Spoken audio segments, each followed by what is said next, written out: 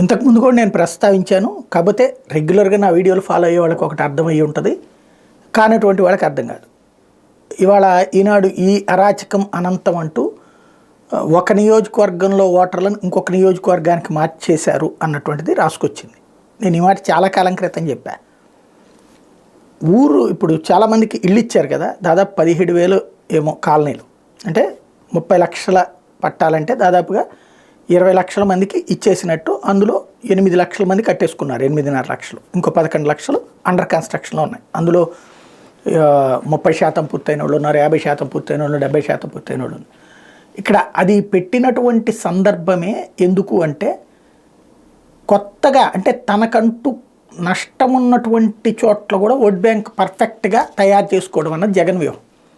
ఇది అర్థమైంది. తెలుగుదేశానికి అర్థం కాకపోవడం ఏమీ లేదు, జనసేనకు అర్థమైంది, తెలుగుదేశం అనుకూల మీడియాకు కూడా అర్థమైంది. అప్పటి నుంచినే వాటి మీద విషం చెమ్మడం ప్రారంభించారు. ఏది కడుతున్న ఇళ్ల మీదన కట్టనీయకుండా చూసే ప్రయత్నం ఎందుకు చేశారంటే అదే కారణం, విషం చెమ్మడమే అనమాట. నేను అప్పటి నుంచి ప్రస్తావిస్తూ వచ్చాను అది.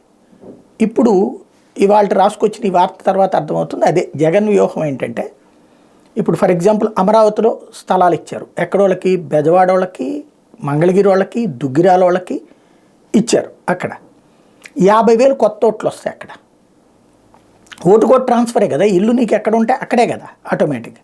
అందులో 6 నెలల ముందే ఇచ్చారు. అప్పుడు ఓటు ట్రాన్స్ఫర్ అయితే ఏమవుతుంది, ఇక్కడ కాకపోతే కోర్టు స్టే ఇచ్చింది కాబట్టి ఆగిపోయింది. కానీ లేకపోతే 50,000 కొత్త ఓట్లు వచ్చిండేగా అక్కడికి.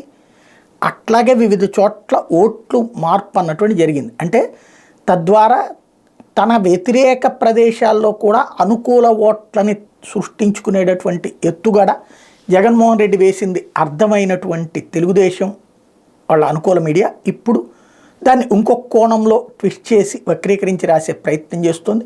వ్యూహానికి ప్రతి వ్యూహం ఏంటో అర్థం కావట్లేదు.